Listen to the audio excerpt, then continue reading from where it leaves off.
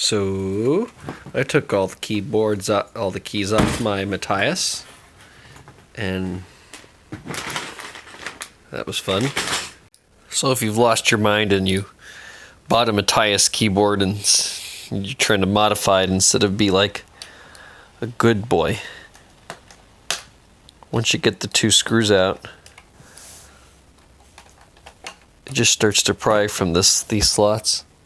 Even if you have something little, you might think a flathead is really rough, but it's honestly pretty well designed to disassemble.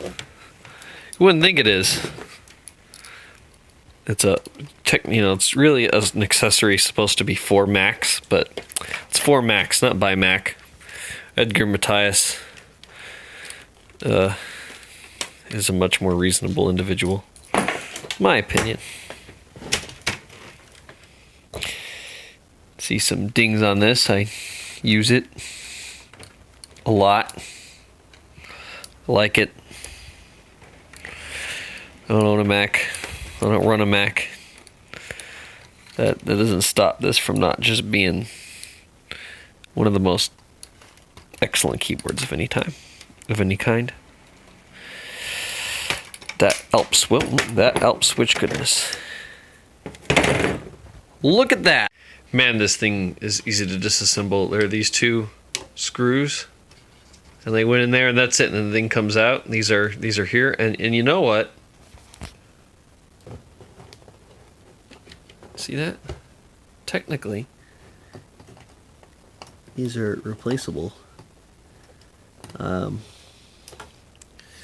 And so is this whole, both the actual interface board and the USB port itself. This one isn't without soldering, but whatever. I don't know if Edgar Matias would ship you individual versions of these components, but technically this keyboard should be quite serviceable. So on these modern Alps based boards, once you get it like desoldered, because Alps have these wings, right? Kind of retains. Just got a little screwdriver. Hi, Mr. Switch. Oh. Goodbye, Mr. Switch. So I just installed the switch to the left, and I pulled it right back out, because like, it sounds and feels really different, and it looks different. It's way more clear. These are brand new switches, by the way, from mechanicalkeyboards.com.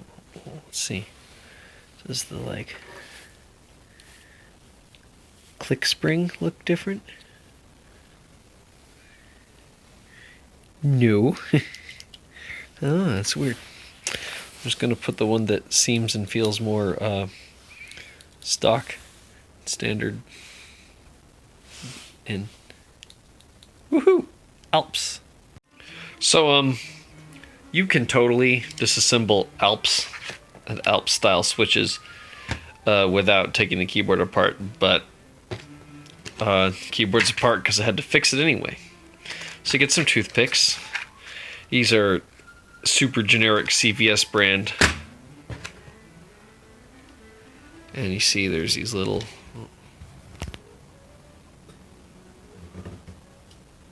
part.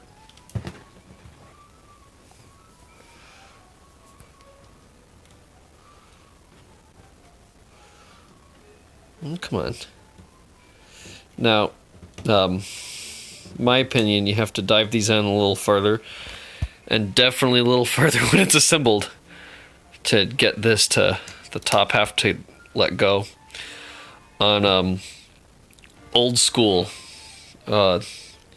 Alps, especially SKCM, they come apart no problem. You can literally like grab the stem, the slider, and it'll pull right out. But these you gotta like really gotta push these down a little more than you're comfortable with, and you really gotta wiggle it.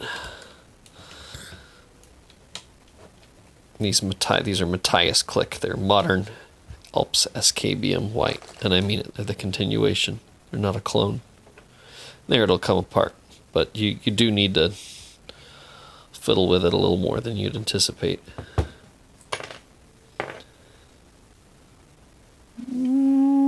Mr. Spring.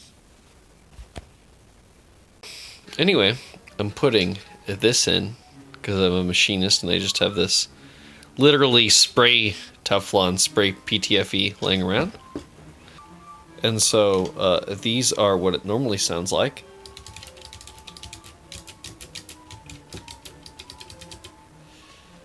And listen to how smooth and deeper this is.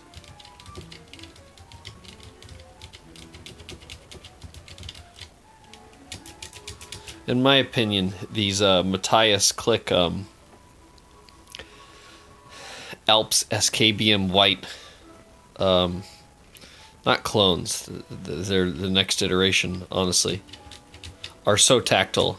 You don't lose anything from lubing these the heck up. And the increased smoothness and bassiness gets it a lot closer to an SKCM white.